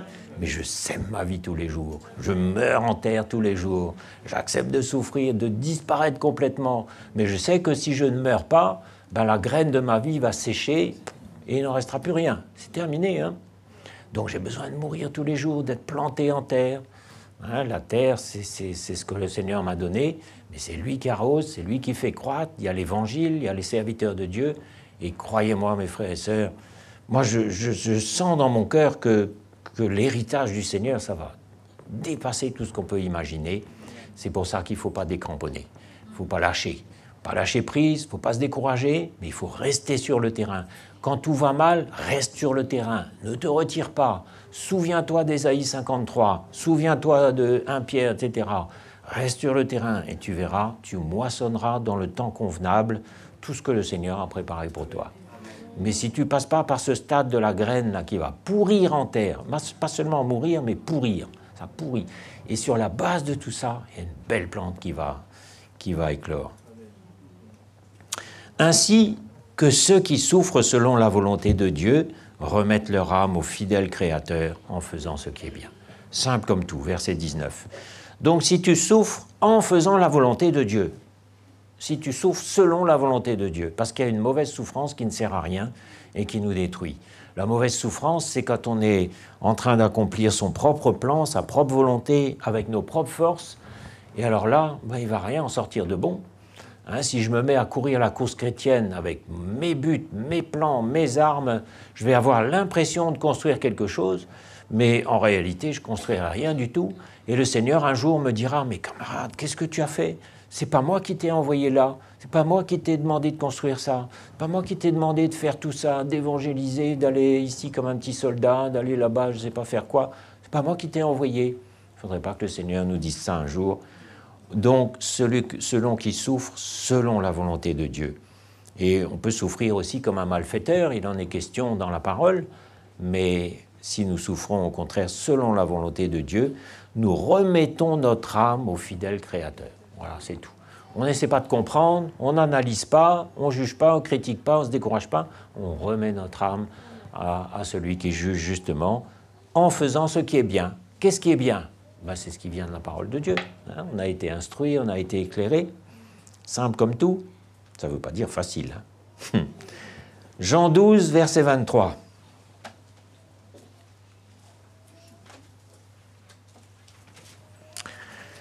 Jésus leur répondit, « L'heure est venue où le Fils de l'homme doit être glorifié. En vérité, je vous le dis, si le grain de blé qui est tombé en terre ne meurt, il reste seul. Mais s'il meurt, il porte beaucoup de fruits. » Ben voilà. Ma vie aujourd'hui, c'est une semence qui est destinée à être plantée en terre. Et si elle ne meurt pas, elle va rester seule. Seule, ça veut dire stérile, ça veut dire sert à rien, ça veut dire terminé. Mais s'il meurt, ce grain-là, il porte beaucoup de fruits. C'est-à-dire un grain va produire 10 fruits, 20 fruits, 50 fruits. Et notre vie est chargée est appelée à porter des fruits de l'esprit en abondance. Apporter des fruits en abondance. Notre frère Pierre nous a instruits l'autre jour, c'était pendant le rassemblement, c'était beau, c'était instructif. Hein. On est appelé à apparaître un jour chargé des fruits de l'esprit. Et les fruits de l'esprit, ce n'est pas tout ce qu'on aura fait, ce ne sont pas nos œuvres dont on va faire une liste là en disant « Seigneur, j'ai fait tout ça ». Non, les fruits, c'est mon caractère qui s'est transformé. C'est tous les fruits de l'esprit, c'est-à-dire l'amour, la patience, la bienveillance, la foi, etc. C'est tout mon caractère qui s'est transformé. C'est ça les fruits de l'esprit. Et bien évidemment, quand c'est là, ça ne va pas rester stérile. Ça va produire du fruit, ça va agir, ça va servir, ça va bénir, ça va faire un tas de choses. Mais ça découle de l'œuvre de Dieu. Et toutes les bonnes choses qu'on peut faire, posons-nous la question, est-ce que ça vient d'un travail de l'Évangile dans mon cœur ou est-ce que ce sont juste mes facultés naturelles ? On peut être serviable, on peut rendre service, on peut être tout le temps au ménage, à la prière, partout. Mais est-ce que mon service découle d'une œuvre de Dieu dans mon cœur ? Hein ? Est-ce que je le fais ? Est-ce que dans mon service, on discerne qu'il y a le bon parfum de l'œuvre de Dieu ? Le bon parfum de la croix, le bon parfum d'humilité, de brisement, etc. Est-ce qu'on ressent ça dans mon service ? Est-ce qu'on sent que je vais de progrès en progrès ? Par exemple, les frères qui servent, les sœurs qui servent, est-ce qu'on voit qu'il y a des progrès dans leur vie, qu'ils ont remporté des victoires, qu'ils sont en train de grandir jour après jour? Si la réponse est oui, ben on voit que l'Évangile est au travail dans leur cœur, qu'il y a un travail de l'Évangile dans leur cœur et que le service découle. Mais par contre, on peut voir aussi des frères, des sœurs qui vont faire un tas de choses, mais avec un zèle amer. Un zèle amer où on produit parce qu'on veut montrer qu'on est là, mais au fond de notre cœur, on est brouillé, on n'arrive pas à pardonner, on n'arrive pas à croire, on est tout le temps en train de lutter, tout le temps un jour en haut, un jour en bas. Ça, c'est le zèle amer, c'est l'esprit de dispute, et le Seigneur n'est pas du tout satisfait avec ça. Vous savez, le Seigneur peut agréer ou ne pas agréer l'offrande de notre vie. Il peut, hein. Et il y a des offrandes que... Notre offrande, c'est quoi? Marcel en a parlé un peu, c'est notre vie, c'est notre engagement, c'est notre service. Ça dégage un parfum, tout ça. Ça peut dégager le vilain parfum de la chair. On dit, oh là là, là c'est le zèle amer. Là, c'est la compétition, c'est la performance, c'est l'excellence, c'est la recherche de faire quelque chose. Mais quelqu'un qui est tout brisé, qui est humble, qui fait peut-être pas énormément de choses, mais on sent un bon parfum qui sort de là, ça c'est merveilleux. Et là, Jésus est glorifié. Le Seigneur peut approuver notre service, notre offrande, comme il peut ne pas l'approuver. Confère acte 5, Ananias et Saphira. Donc il ne faut pas regarder dans le naturel, le montant, la quantité de choses qu'on fait, mais qu'est-ce qu'il y a au fond? Dans la Nouvelle Alliance, on regarde que le fond du cœur. Le Seigneur regarde le fond du cœur. Il ne regarde pas le vêtement, il ne regarde pas le voile, il ne regarde pas la dîme, il ne regarde pas toutes ces choses-là, mais le fond du cœur, c'est ça qu'il regarde. Donc, ma vie est un grain qui est destiné à mourir en terre et à porter beaucoup de fruits. Ça va? On commence à voir un petit peu plus? Mon but ce matin, frères et sœurs, c'est de vous aider à prendre courage un peu. Parce que je sais qu'on est nombreux à être éprouvés, et souvent, c'est vraiment la fournaise de l'épreuve. Hein. La fournaise, c'est costaud, quoi. Mais on vient de lire, ne trouvez pas étrange la fournaise de l'épreuve comme quelque chose qui serait anormal. Non, ne trouvez pas ça étrange, mais réjouissez-vous au contraire. Peut-être que vous n'arriverez pas à vous réjouir, mais au moins vous saurez que c'est normal et vous pourrez bénir le Seigneur en lui disant quelque part je sais que c'est bon et que ton plan est parfait. Ce n'est pas une défaite, mais c'est un plan parfait qui est en train de s'accomplir. Jésus est celui qui sait faire toutes choses belles en son temps. Et est-ce qu'on n'est pas appelé à devenir parfait? Il a dit « Soyez parfaits comme votre Père est parfait ». Et il y a plusieurs versets qui nous parlent de ça, notamment le travail des apôtres. Tout le travail des apôtres, c'est de présenter un jour à Dieu des frères et des sœurs devenus parfaits en Christ. Donc, c'est bien le plan de Dieu. Et est-ce qu'il s'est trompé? Est-ce qu'il a oublié? Est-ce qu'il m'a oublié? Non, bien sûr. Hein? Donc, il faut regarder les choses dans l'esprit. 1 Corinthiens 15, verset 42. La parole de Dieu, mes frères et sœurs, c'est merveilleux. Quand on lit ça, vous savez, le point de départ de ce que je vous partage ce matin, ça a été une situation qu'une sœur est en train de vivre. Et je me disais, mais Seigneur, comment tu regardes ça, toi? Comment tu vois ça? Et du coup, je suis retourné dans la parole, dans les versets. Et je dis, voilà, tel verset, 1 Pierre, Ésaïe 53, et voilà. Et je dis, voilà, l'illustration est parfaite. La parole de Dieu, mes frères et sœurs, moi, dans la situation de la sœur, ça m'a éclairé. Je me suis dit, oui, il n'y a rien d'anormal dedans. C'est la fournaise de l'épreuve. C'est normal quelque part. Et ça va se terminer bien en plus. Je ne sais pas, Seigneur, je ne sais pas comment tu vas gérer ça, comment tu vas te débrouiller pour remettre ça sur les rails, parce qu'à vue humaine, c'est effrayant. Mais il est capable. Il a ressuscité Lazare 4 jours après sa mort. Il se sentait déjà. Le bateau commençait à couler, il était rempli, il y avait des vagues qui venaient percuter l'avant du bateau, il se remplissait. Jésus dormait, lui. Vous savez, dans la Bible, il y a des moments de sommeil qui sont de Dieu. Comme dans nos vies, il y a des oublis qui sont de Dieu. Il y a des erreurs qui sont de Dieu. Ah, j'ai fait une boulette. Mais le Seigneur a permis. Demande-toi un peu qu'est-ce qu'il veut te montrer là. Et puis il y a des moments où quelqu'un dort dans la Bible, mais c'est fait exprès. Il y a eu un moment dans la caverne où Saül dormait avec toute sa troupe. David arrive avec son épée. Il y avait un test là, comme quoi il faut faire bien attention au test. Quand quelque chose de merveilleux se présente devant vous, réfléchissez bien avant de faire, avant de passer à l'action. Réfléchissez, cherchez le Seigneur, parce que là, ce n'était pas du tout le jour de prendre l'épée et de trucider l'ennemi, mais c'était le jour, au contraire, de s'en remettre à celui qui juge justement, et de continuer à souffrir, et de prendre sa croix encore. Mais il y a eu un jour qui était le jour du Seigneur, où Saül et toute sa maison sont tombés sur le champ de bataille, et il a mis en place David, qui était son choix depuis le début. David, avant de régner et d'être roi, il a eu des années de galère. De galère. Est-ce que ce n'est pas un exemple encore? Il était pourchassé par Saül qui voulait le tuer. Il a été obligé de fuir chez Achish le Philistin. Il a été obligé de faire le fou, de faire l'idiot là devant Achish, de se faire passer pour un fou pour essayer de sauver sa vie. Et un jour encore, son camp a été pillé, dévasté par les Amalécites. Il est arrivé là, il n'y avait plus que des cendres et de la fumée. Mais voilà encore une scène qui ressemblait à une défaite totale, mais le Seigneur avait tout gardé. Et il s'est laissé conduire. Il a d'abord pleuré jusqu'à n'avoir plus la force de pleurer, et il a repris courage en s'appuyant sur l'Éternel. Et il s'est relevé, il a continué sa route, et là, de fil en aiguille, tout a été conduit, il a retrouvé tout.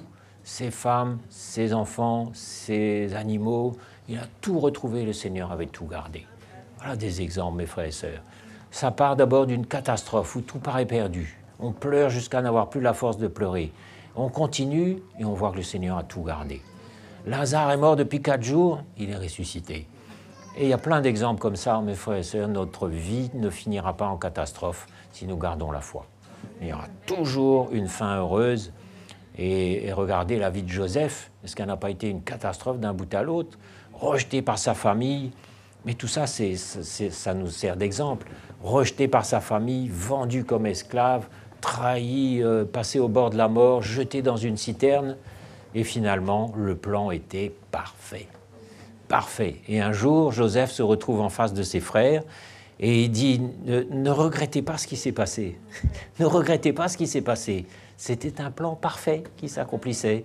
Ne regrettez pas. » Et lui-même n'a eu aucune mauvaise réaction du genre « Non, je vous pardonne, mais quand même, vous avez été bien nuls. » Non. Il dit « Ne regrettez rien. C'était un plan parfait. Et maintenant, vous êtes là, vous êtes sauvés. On est tous ensemble. Jésus est là. » Oh, mes frères et sœurs, il faut que nos yeux s'ouvrent. Ainsi en est-il, alors, donc on est dans 1 Corinthiens 15 au verset 42. Ainsi en est-il de la résurrection des morts. Ah, on parle de la résurrection, là, ça va. On va terminer là-dessus, ça va vous faire du bien. Le corps est semé corruptible. Il est semé, le corps, il est semé corruptible. C'est-à-dire que mon corps aujourd'hui, il est rempli de douleurs, rempli de maladies, rempli de faiblesses. Et même si je suis en bonne santé, je sens que je suis faible. Il est semé, c'est-à-dire que c'est une semence, il ressuscite incorruptible. Quand la trompette va sonner, nous serons ce que nous sommes vraiment, des corps glorieux, immortels, éternels, glorieux. Il est semé méprisable. C'est vrai, nous sommes dans le corps de notre humiliation. Pas vrai? C'est humiliant d'être dans ce corps. Hein, c'est vraiment humiliant, c'est une condition humaine, humiliante, la condition humaine. Il ressuscite glorieux, la gloire de Dieu. Il est semé infirme. Peut-être quelqu'un est infirme ce matin. Il ressuscite plein de force. Il est semé corps naturel. On n'est pas appelé à être des créatures naturelles, nous. Hein. Travailler, gagner notre vie, vieillir, mourir, ce n'est pas notre appel. Nous sommes créatures célestes, avec Christ en nous, l'espérance de la gloire. Il est semé naturel, il ressuscite corps spirituel. Corps, c'est-à-dire que le corps, on aura un corps quand même. On ne va pas être une petite fumée qui flotte, mais on aura un corps. Il y aura Vous savez, moi j'ai la conviction que la vie à laquelle nous sommes appelés, c'est une vie bien concrète, bien réelle, avec un corps, mais un corps spirituel. Et c'est l'appel de Dieu. C'est pourquoi il est écrit, le premier homme, Adam, devint une âme vivante, c'est-à-dire qu'il recevait la vie simplement. Mais le dernier Adam, c'est-à-dire Jésus puis nous, est devenu un esprit vivifiant. C'est-à-dire un esprit qui a la vie en lui-même et qui communique la vie. Mais ce qui est spirituel n'est pas le premier. C'est ce qui est naturel, ce qui est spirituel vient ensuite. Mais c'est vrai, le naturel vient d'abord il faut d'abord patienter dans ce corps de misère, il faut d'abord mourir, souffrir, perdre notre vie. Ça, c'est la condition naturelle que nous connaissons encore aujourd'hui, mais le spirituel va venir après. Et d'ailleurs, Adam a été créé d'abord, et puis le second Adam, l'homme spirituel, a été créé après. Le naturel vient d'abord, le spirituel vient ensuite. Le premier homme tiré de la terre est terrestre, le second homme est du ciel. Donc je suis du ciel, c'est ma patrie, c'est ma destination, c'est mon espérance. Et qu'importe les situations d'aujourd'hui, ça n'a rien à voir, mais je suis du ciel. Tel est le terrestre, tels sont aussi les terrestres. Tel est le céleste, tels sont aussi les célestes. Et de même que nous avons porté l'image du terrestre, nous porterons aussi l'image du céleste. Ah. Ce que je dis, frères, c'est que la chair et le sang ne peuvent hériter le royaume de Dieu et que la corruption n'hérite pas l'incorruptibilité. Donc, n'essayons pas par nos efforts naturels de devenir meilleurs.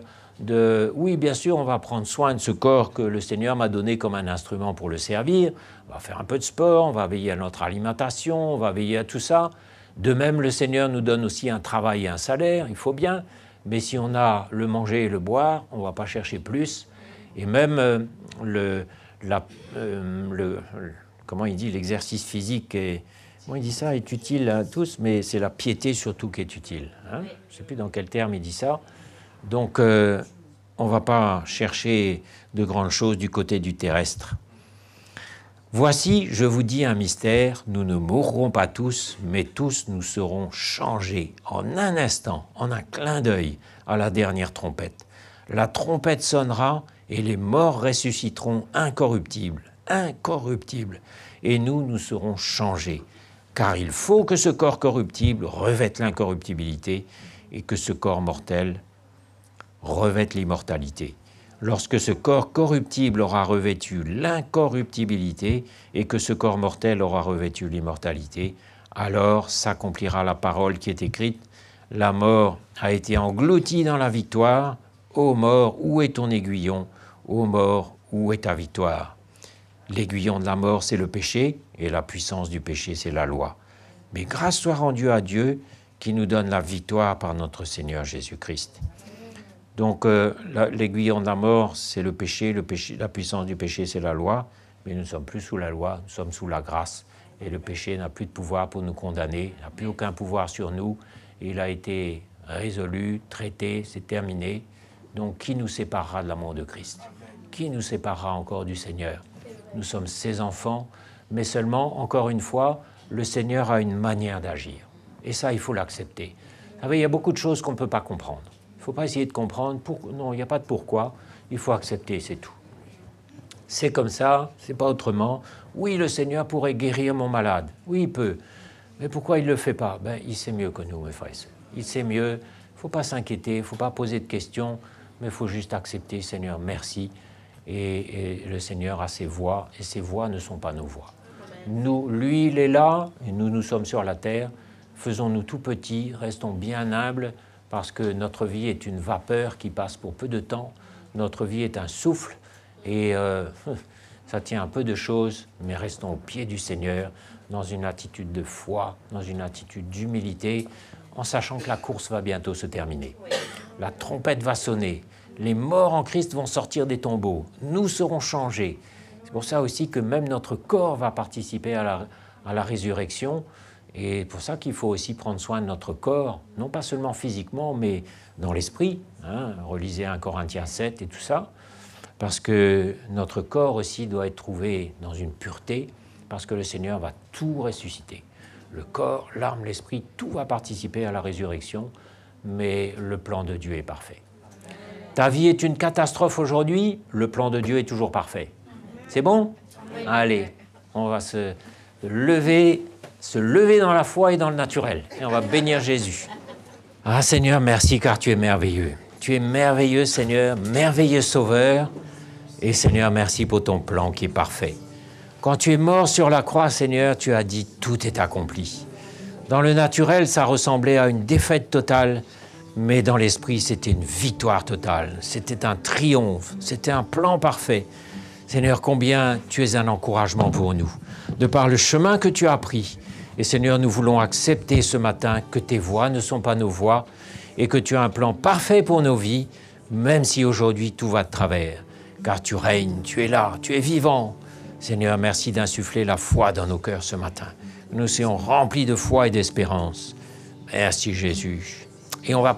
Je ne sais pas si on peut préparer le repas du Seigneur, si ça a été préparé. Oui. On va prendre le repas du Seigneur. Et dans ce repas, on va s'identifier encore aux souffrances de Christ, s'identifier à sa mort, et nous serons identifiés à sa résurrection aussi. Alléluia.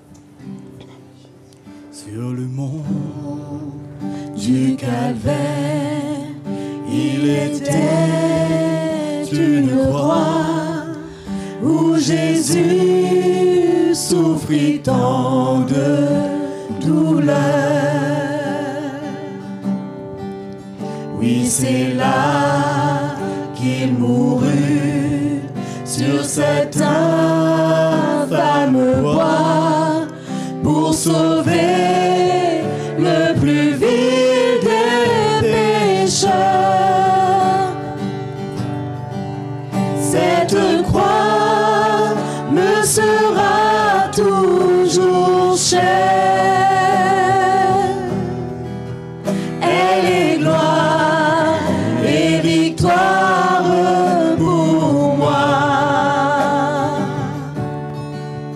Et par elle, en la maison du Père, la couronne est offerte à ma foi. M'appuyant avec foi sur la croix de Jésus, sa bannière, je veux la porter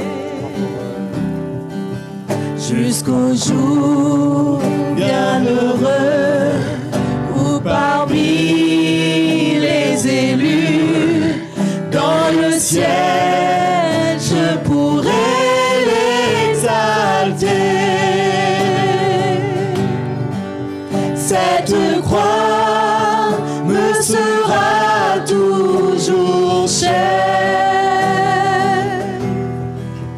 Elle est gloire et victoire pour moi. Et par elle, en la maison du Père, la couronne est offerte à ma foi. M'appuyant avec foi sur la croix de Jésus, sa bannière, je veux la porter jusqu'au jour bienheureux où parmi les élus dans le ciel je pourrai l'exalter. Cette croix me sera toujours chère. Elle est gloire et victoire pour moi. Et par elle, dans la maison du Père, la couronne est offerte à ma foi. Cette croix me sera toujours chère. Elle est gloire et victoire pour moi. Et par elle, en la maison du Père, la couronne est offerte à ma foi. Et par elle,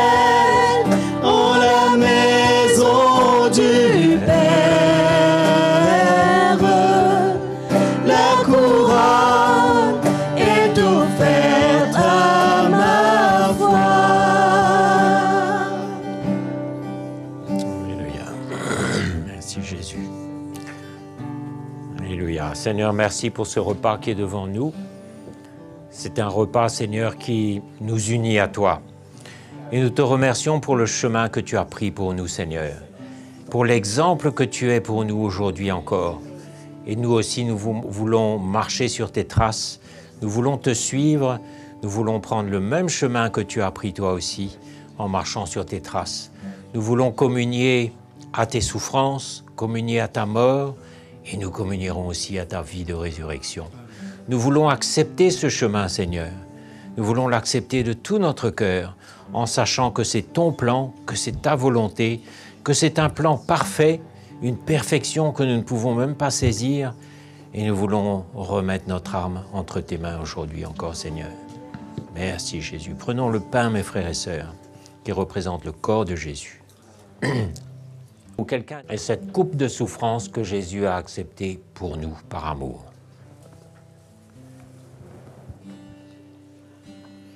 Voilà, mes frères et sœurs, le Seigneur nous a parlé encore ce matin. Sa parole est puissante et retournons constamment dans sa parole parce qu'elle est une source inépuisable d'encouragement. Et ce matin, on va louer le Seigneur encore un petit peu et considérer dans notre cœur la valeur de ce que Jésus met devant nous. Ce sont des choses précieuses, mes frères et sœurs, bien précieuses. Et on peut lui demander aussi, Seigneur, montre-moi. Montre-moi où j'en suis aujourd'hui. Montre-moi, Seigneur, si je suis dans la bonne voie, si je marche droit. Et s'il y a lieu, on peut s'humilier et dire, Seigneur, pardonne-moi, j'ai raté cette semaine. Aide-moi à faire mieux la semaine prochaine. On va louer Jésus un instant encore. Merci, Seigneur. Le nom le plus élevé,